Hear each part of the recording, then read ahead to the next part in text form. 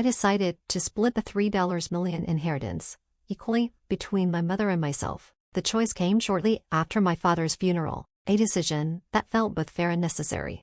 Jack, my husband, had already skimmed through the inheritance documents without my consent. With a smug look, he remarked, "Kelly, don't be too greedy." "Oh, finally, I can quit my job. I really owe that doddering old man for this." "Doddering old man? Are you talking about my dad?" I blurted out, unable to mask my shock.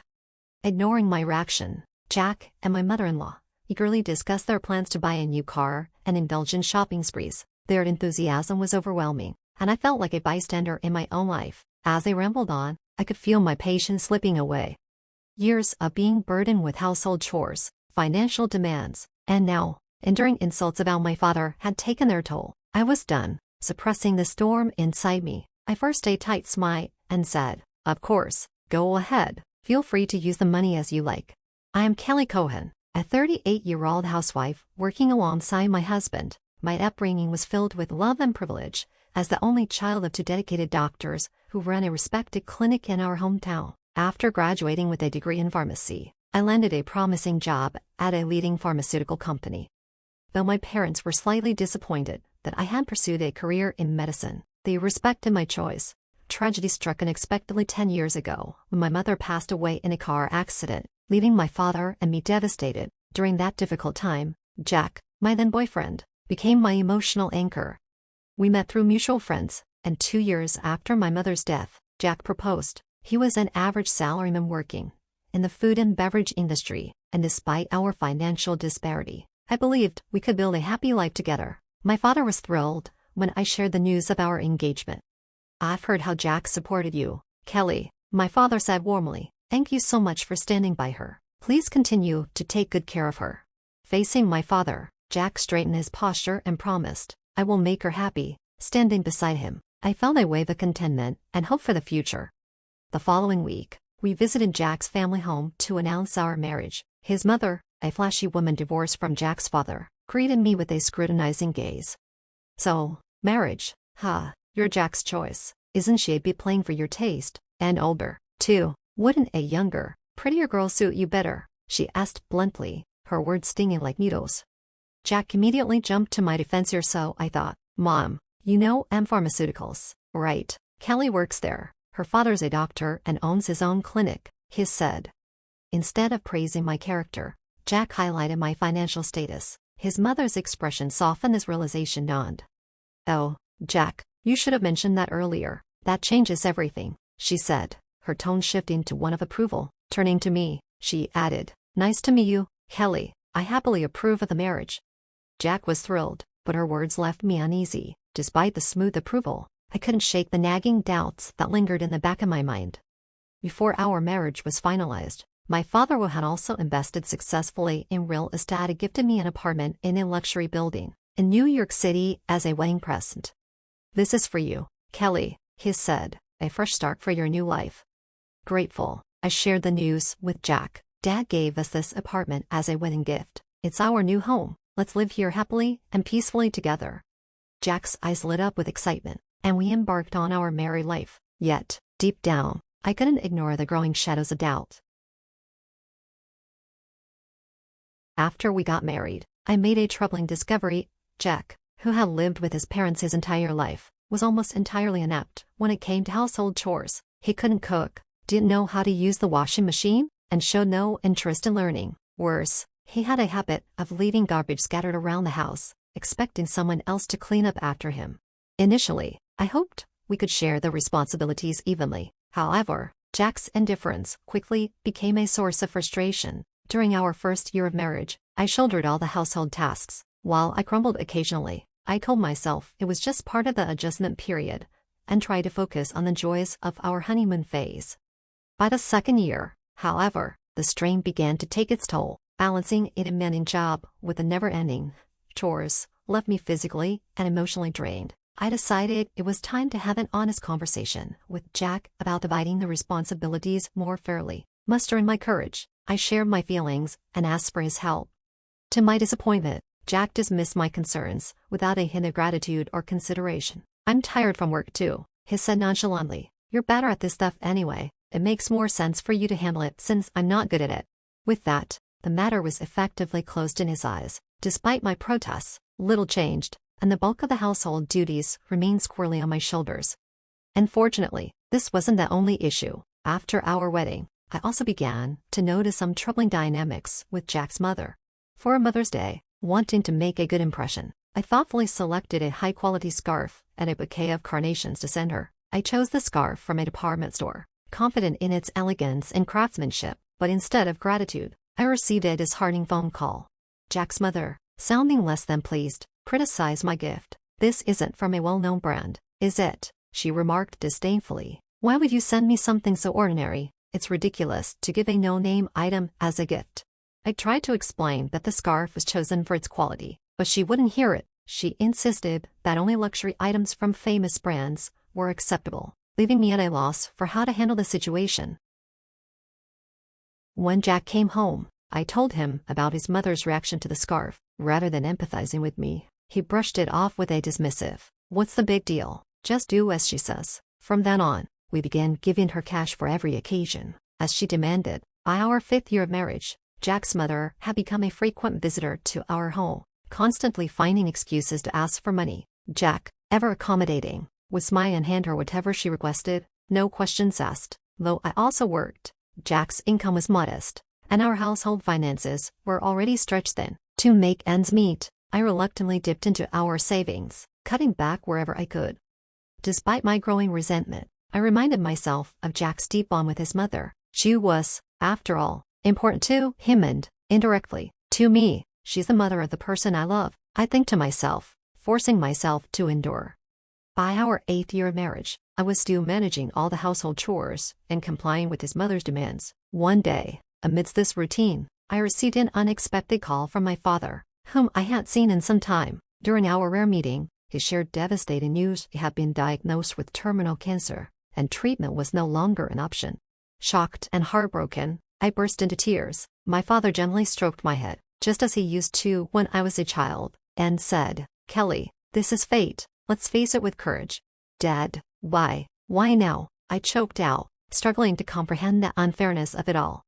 From that day forward, my life became a delicate balancing act: work, household responsibilities, and visiting my father at the hospital. Work provided some flexibility, but managing everything else felt insurmountable. When I informed Jack about my father's condition and my plans to care for him, his reaction was lukewarm at best. "That's tough," he said flatly, "but do your best." That was all. He visited my father once and offered no support in managing our home. Preoccupied with my father's care, I had no energy left to worry about Jack. My priority was clear. One day, as my father lay in his hospital bed, he suddenly asked, "Kelly, how's your marriage with Jack?"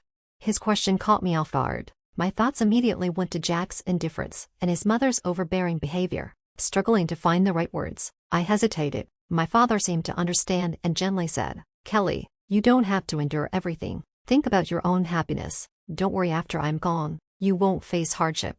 His words broke the dam of emotions I had been holding back. Tears streamed down my face as he silently held my hand. 3 months later, the inevitable happened. My father passed away peacefully, leaving me consumed by grief. I busied myself with arranging the funeral, but Jack remained indifferent, offering no help. Even so, I was too overwhelmed to focus on his apathy. Many friends and relatives came to bid farewell to my father, making it a deeply emotional occasion. Jack and his mother attended, but their presence felt hollow. The day after the funeral, I received a call from my father's lawyer about his estate. During the meeting, I learned something astonishing. My father had left behind over $3 million after taxes. A lifetime of work as a doctor and successful real estate investments had built this fortune, and as his only child, I was the sole heir. The news left me overwhelmed and grateful for his foresight, but also daunted by the responsibility of managing such a sum. After returning home, I spread out the inheritance documents on my desk to review them. Exhausted, I fell asleep on the sofa. I woke to the sound of cheerful voices: Jack and his mother. Surprised, I asked, "When did you both get here?" Jack approached me with an unusually bright smile. "Kelly, well done," he exclaimed. Confused, I noticed he was holding the inheritance documents. My stomach sank. "Wait, why are you reading those without my permission?" I snapped, trying to grab them back. Unbothered, Jack's mother chimed in. "Wow, $3 million. That's incredible. We're set for life now. Stunned, I could barely process her words. Jack then turned to me, his expression serious. I've already decided we'll split the money between me and Mom. It's the least you can do for us.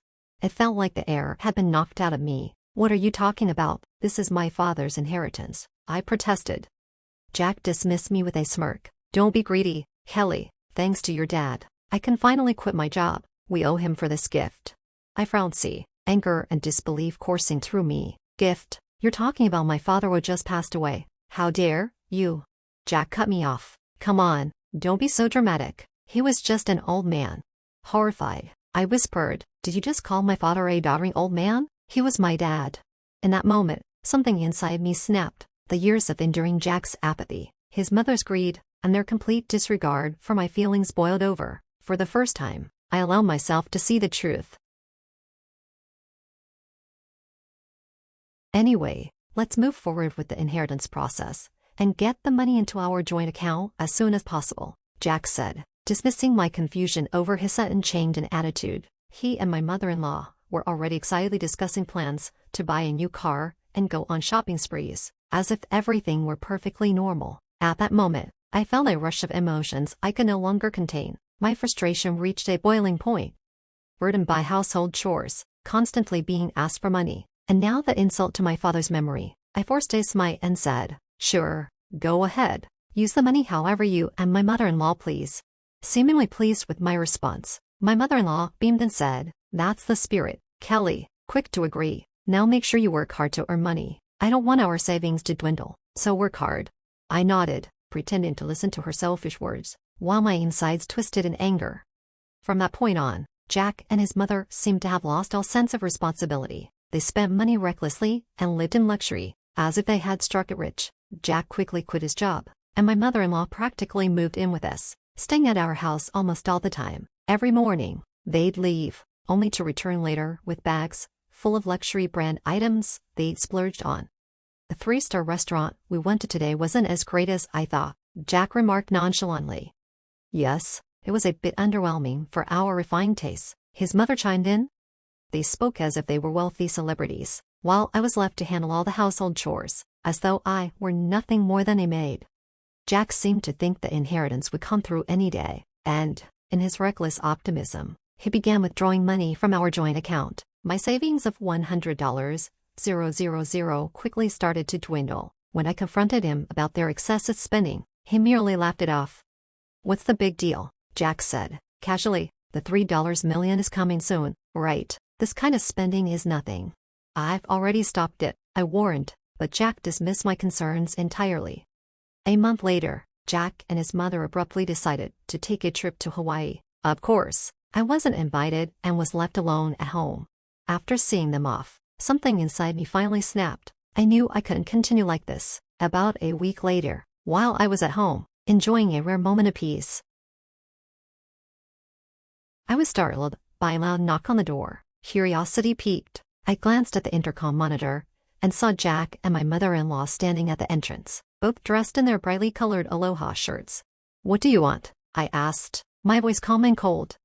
Jack, face red with anger, shouted, what's going on? Why won't the door open? I could see their confusion as they stood there, unable to understand why the door wouldn't budge. I responded confidently through the intercom. Well, I changed the locks. That's why it won't open. What? Why? Jack's voice rose with frustration. Let's talk this through at the cafe nearby. Please go ahead, and I'll join you shortly, I suggested. After a few more shouts of protest, it seemed they realized it was pointless to argue, so they turned and headed for the cafe. Once I confirmed they had left, I followed behind. When I arrived at the cafe, Jack and his mother were already seated, fuming with rage. Hey, what's the meaning of this? Did you really change the locks? Hand over the new keys right now, Jack demanded. There's no need for me to give you the new keys, I replied calmly. You both need to leave the house. Jack's anger flared, but I remained steady. I placed a piece of paper on the table. It was a divorce petition I had already filled out. Divorce? You're seriously divorcing me? Jack's voice was filled with disbelief. His mother looked equally shocked, her eyes wide. Kelly, why has it come to this? She asked, her voice trembling slightly. I spoke quietly, watching their panic unfold. By the way, You've been spending money like there's no tomorrow. Are you sure your finances are okay? Jack shot back quickly. Money, of course, it's fine. Your father's inheritance is coming, right? There's still over $50,000 in our joint account. I'll show you. He fumbled for his phone, opened the banking app, and his face suddenly dropped. What's this? Why is the money gone? It was here just the other day. His mother, equally flustered, grabbed her own phone to check the account. Both of them looked completely baffled. I couldn't hide my satisfaction as I revealed the truth. Of course, it's gone. I'm divorcing you, so I moved that $50,000 to my account as part of the property division. Jack's face twisted with fury, but he quickly masked it with a smug grin. What? You think I'm just going to let that slide? Fine, I'll divorce you too, but you better transfer the inheritance from your dad to me right away. After all, property acquired during the marriage is split in a divorce, right? I leaned back in my chair, the tension thick in the air. Well, you might be misunderstanding something, I said calmly. The inheritance I received from my father doesn't count as marital property, so it's not part of the division. A heavy silence settled between us. The realization hit Jack and his mother at the same time. Their expressions went from anger to shock, as it seemed they genuinely believed they were entitled to part of my inheritance. I couldn't help but feel a deep sense of disbelief as I watched their faces fall. It was almost comical how sure they had been that everything was theirs to take. No, that can't be true. That's impossible. Her face flushed with a mix of disbelief and anger. Please, feel free to check for yourself, I said, my voice dripping with sarcasm. Jack immediately began frantically scrolling through his smartphone, his eyes widening in disbelief. It says here, property inherited by one spouse from a parent is considered separate property. Therefore, it's not subject to division and can't be split between the spouses. What? Are you serious? His mother was equally stunned, her voice barely a whisper. Jack stepped closer to me, desperation written all over his face. Kelly, please don't divorce me. I don't have any savings. I don't have a job. How am I supposed to survive if you leave me? I met his pleading gaze without hesitation, my voice cold and unwavering. What are you talking about? You need to take responsibility for what you've done. I'll never forget how you both treated me. I'm divorcing you. If necessary, I'll go to court. For the first time, Jack and his mother were faced with my resolve. They recoiled, their bravado crumbling in the face of my strength. Jack muttered something inaudible while his mother sighed in defeat. I turned and walked out of the cafe, leaving them to their stunned silence. The divorce proceedings went smoothly after that. The $50,000 I had moved from our joint account was recognized as part of the marital property division, and I was finally able to get Jack and his mother out of my house. Jack, now penniless after blowing through the property division money, found himself drowning in bills. The extravagant overseas trip they had charged to their credit card was now coming back to haunt them, along with other unpaid expenses. As their debts piled up, Jack and his mother were forced to move into a shabby apartment, working relentlessly to pay off what they owed. The harsh contrast to their previous lavish lifestyle hit them like a ton of bricks. Meanwhile, I sold the condo I had shared with Jack and moved into the apartment that had once belonged to my father. My work remained the same, but with the inheritance I had received from him, I was now financially secure and could finally live comfortably. With my father's memory close to my heart, I embraced the opportunity to start anew. I vowed to protect my own happiness and live my life on my own terms, free from the toxic hold of Jack and his mother. I was determined to move forward, cherishing each peaceful day ahead.